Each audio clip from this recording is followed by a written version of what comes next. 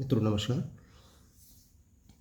आज हम न्यूज़पेपर्स में जो महत्वपूर्ण शब्दावलियाँ जो निरंतर प्रयोग होती हैं उसके बारे में आपको जानकारी देने जा रहे हैं। एक जो महत्वपूर्ण शब्द हैं और उनके प्रयोग किस प्रकार से किए जाते हैं उसके बारे में समझ विकसित करने का एक छोटा सा प्रयास कर रहे हैं। आइए इसको पढ़ते हैं। एक बहुत महत्वपूर्ण शब्द है वो आता रहता है अक्सर न्यूज़पेपर्स में, तो उसको हम लगभग सभी न्यूज़पेपर्स में वो लिख के उसके बाद ही वो कहानी चलाई जाती है और ये बहुत महत्वपूर्ण शब्द है। अपने डे टू डे लाइफ में भी इसका प्रयोग देख सकते हैं। जैसे पहला शब्द है शार्प ड्रॉप। ये न्यूज़पेपर्स का बहुत प्रिय शब्द है। शार्प ड्रॉप इसका मतलब होता है कि अचानक तेज़ी से कमी किसी भी चीज़ की, जो चाहे वो आवश्यक वस्तुएं हों, चाहे स्वास्थ्य में कमी देखी जाए या किसी भी चीज़ में शार्प ड्रॉप का उपयोग होता है। इसका मतलब होता है अचानक तेज़ी से कमी। जैसे किसी आदमी को हम एडमिट कराते हैं, उसके स्वास्थ्य में तेज़ी से कमी देखी जाती है तो उसमें इसका प्रयोग होता है। या ज़रूरी जो वस्तुएं हैं उनकी कमी होती है तब भी इसका उपयोग किया जाता है। जैसे sharp drop in the production of oil has created chaos in our country. chaos means होता है एक बहुत बड़ी समस्या। तो जो तेल है, कच्चा तेल है या जो खाने वाले तेल हैं, उनके प्रोडक्शन में sharp drop has created a chaos in our country. एक बहुत बड़ी समस्या इसने पैदा की है। दूसरा शब्द है increased scrutiny. Increased scrutiny means होती है भू राजनीतिक। ये इंक्रीज्ड स्क्रूटनी, सॉरी, इसके मतलब होता है सूक्ष्म निरीक्षण। Like nowadays government is doing increased scrutiny in terms of providing visas to student. जो छात्रों को वीज़ा दिया जाता है कि वो जाएं और बाहर अध्ययन करें, उस मामले में बहुत सूक्ष्म निरीक्षण किया जा रहा है। स्क्रूटनी इंक्रीज कर दी गई है क्योंकि वहाँ जाने के बाद, अन्य देशों में जाने के बाद वहाँ से उनको फिर बैक आना पड़ता है। इसलिए सरकार प्रयास कर रही है कि वो बहुत सूक्ष्म निरीक्षण करके ही वीज़ा जारी करे। अगला शब्द है जियो पॉलिटिकल इंस्टेबिलिटी। जियो पॉलिटिकल इंस्टेबिलिटी मतलब भू राजनीतिक अस्थिरता। ये जो है शांति के संदर्भ में इसका प्रयोग किया जाता है। जैसे जो हमारे इलाके हैं, जैसे कि भारत और पाकिस्तान या मध्य एशिया में आप चले जाएं तो मोस्ट ऑफ द कंट्रीज, लगभग अधिकतर देश are involved in struggles, like संघर्षों में इन्वॉल्व हैं। लाइक उनके बीच कहीं ना कहीं बहुत तनाव चल रहा होता है। तो वो जो है ये सब बहुत उपयोग में होता है। जैसे नाउ हम इसका प्रयोग कर सकते हैं अंग्रेजी में इस प्रकार से, जैसे geo political instability has created lots of problem for traders. जैसे कि भू राजनीतिक अस्थिरता ने जो हमारे व्यापारी वर्ग है उसके लिए बहुत बड़ी समस्या पैदा की है, क्योंकि जो देशों के संबंध हैं वो बहुत टेंस चल रहे हैं, बहुत टेंशनाइज्ड स्टेट में चल रहे हैं। तो ये अगला शब्द है हिंडरिंग द प्रोग्रेस, उन्नति में बाधक। हिंडरिंग द प्रोग्रेस एक बहुत अच्छा शब्द है। लाइक जो तमाम सारी बुराइयां होती हैं, तमाम सारी कमियां होती हैं, उसके चलते हमारी जो उन्नति रुकती है, उन्नति में बाधक इसका मतलब होता है। जैसे अब सरकार के संदर्भ में ले लीजिए, lot over dependency over China in terms of rare earth minerals has hindered the progress of producing smartphones। Like smartphones के मामले में हम चाइना पर इतने निर्भर हैं कि जो रेयर अर्थ मिनरल्स हैं वो चाइना में ही पाए जाते हैं। तो उन्हीं से ही जो ये टच स्क्रीन और ये सब सारी मोबाइल्स और गैजेट्स बनते हैं। तो रेयर अर्थ मिनरल नहीं मिल पाएगा तो वो चीज़ उन मोबाइल फ़ोन्स का, गैजेट्स का उत्पादन नहीं हो पाएगा। तो hindering the progress, rare earth mineral विश्व में केवल चाइना में पाया जाता है। अन्य कई देशों में पाया जाता है, लेकिन उत्पादन वर्तमान में केवल चाइना में ही हो रहा है। अगला शब्द है eroding family values.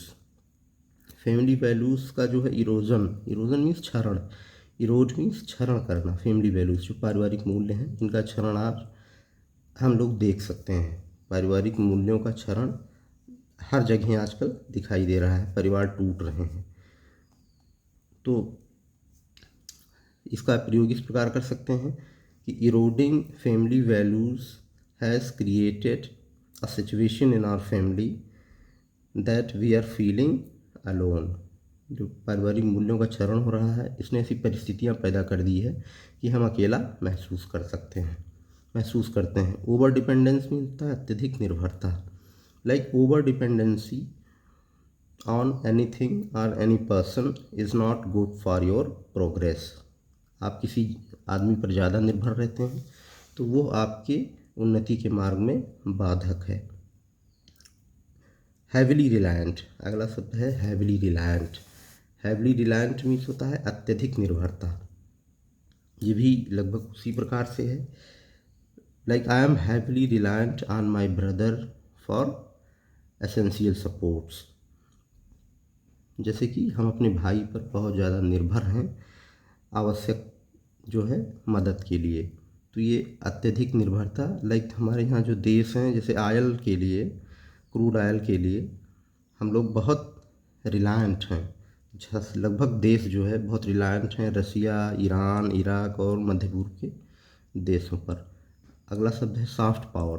Soft power means होता है सकारात्मक शक्ति। सकारात्मक शक्ति क्या होती है? सकारात्मक शक्ति होता है कुछ ऐसी चीज़ें आपके अंदर, जैसे दया, क्षमा, परोपकार, मदद करने की भावना, ये सब आदमी के सॉफ्ट पावर में होता है।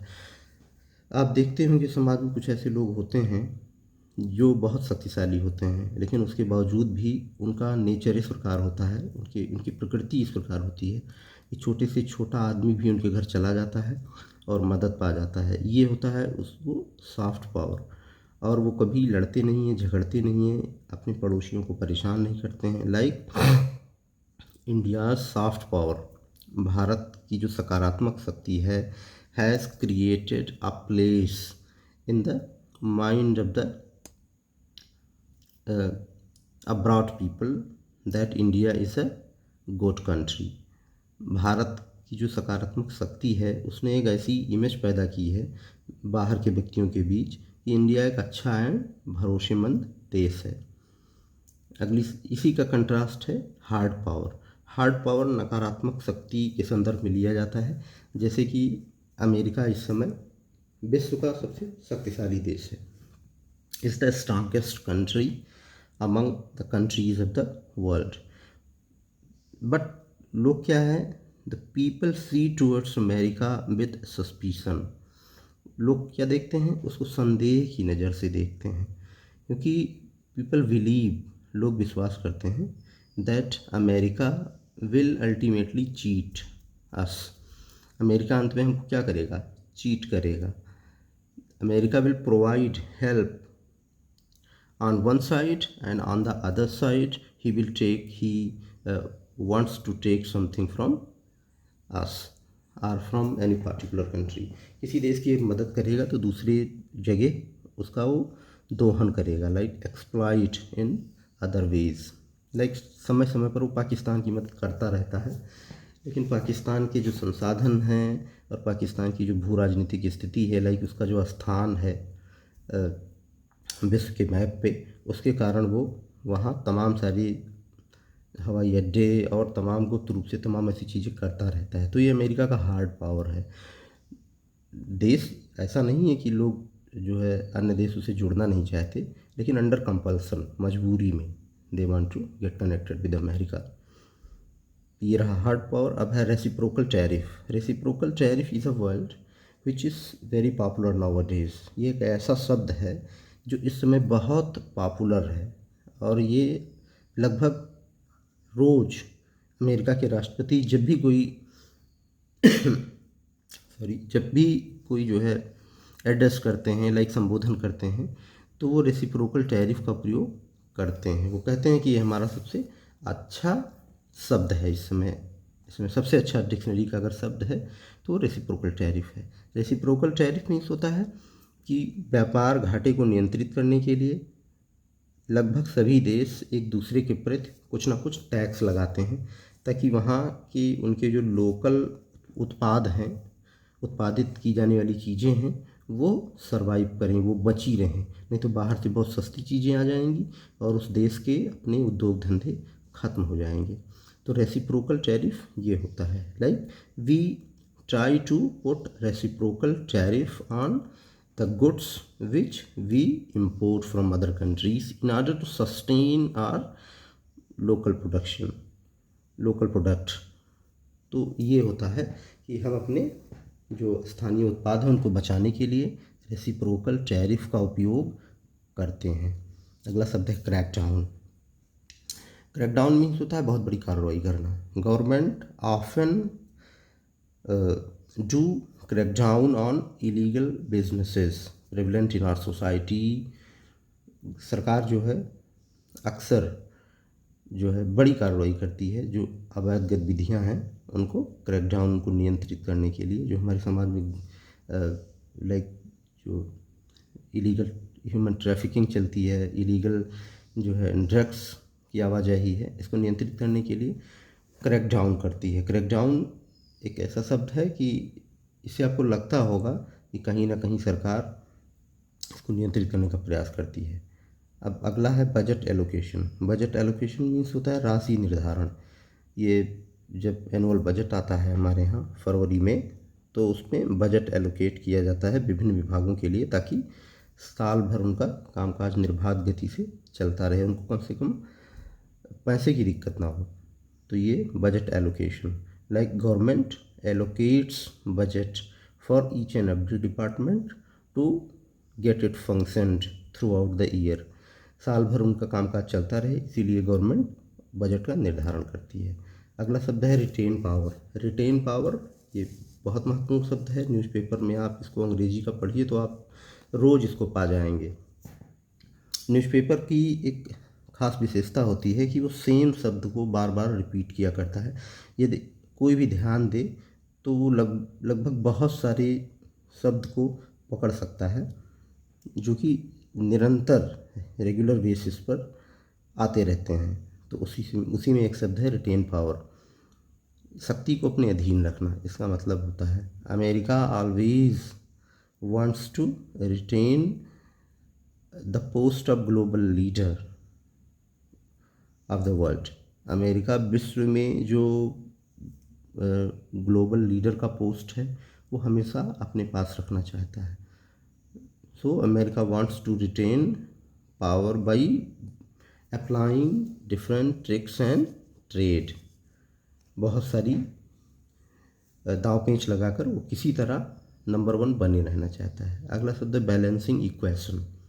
बैलेंसिंग इक्वेशन मीन्स होता है ये अंतर्राष्ट्रीय राजनीति के संबंध में होता है, या हम हमारे अपने जो है नित्य प्रति जो लाइफ है, हमारा जीवन है, उसमें भी हम अपने समीकरण को विभिन्न लोगों के साथ बैलेंस करते रहते हैं।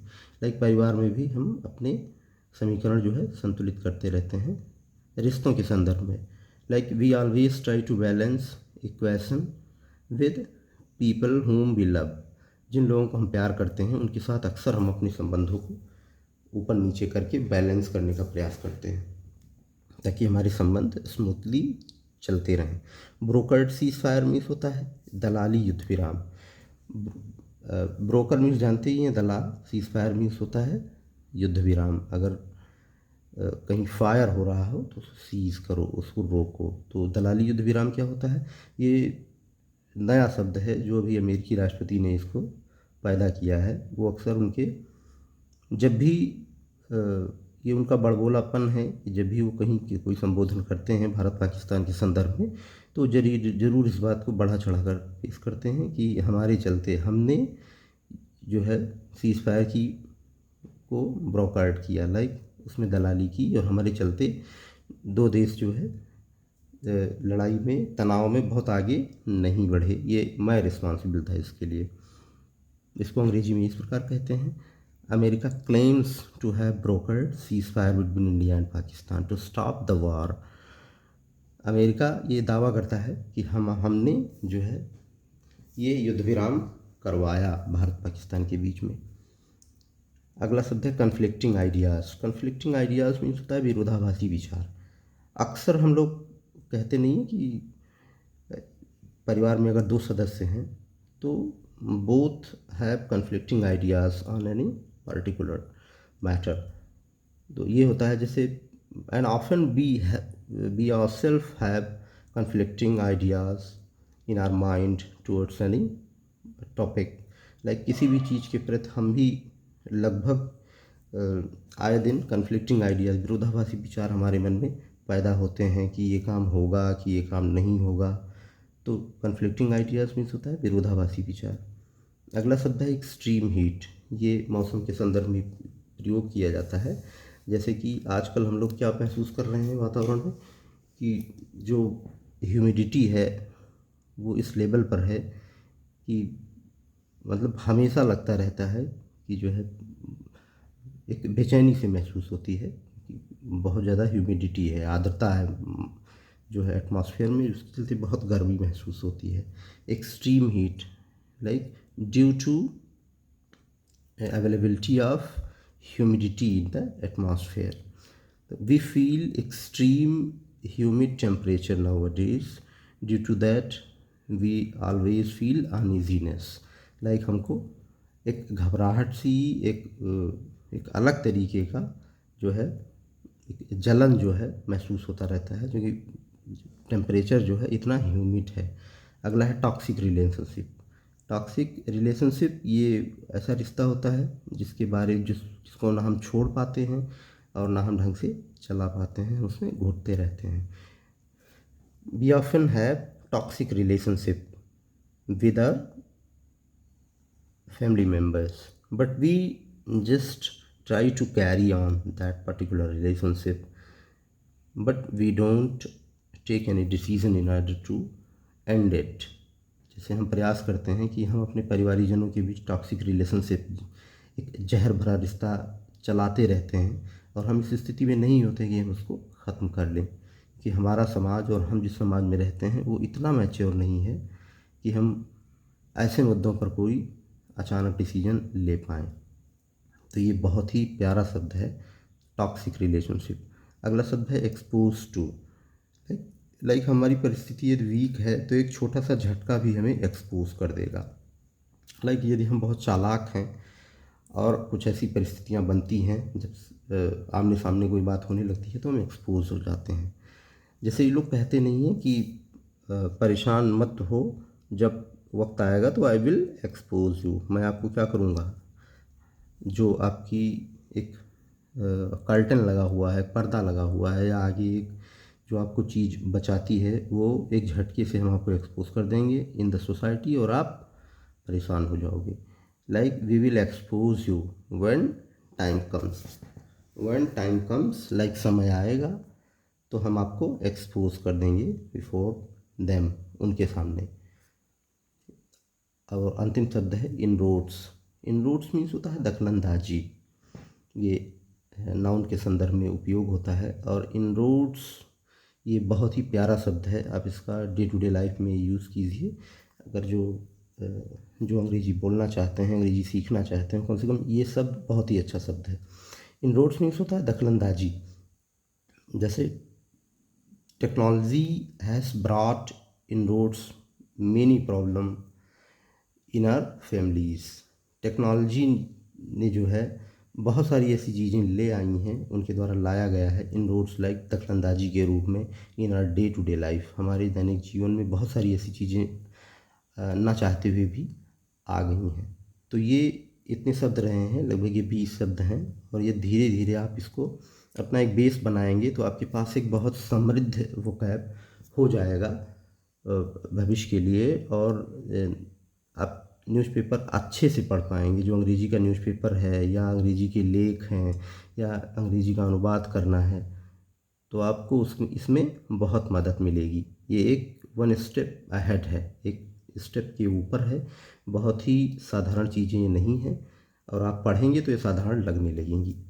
धन्यवाद।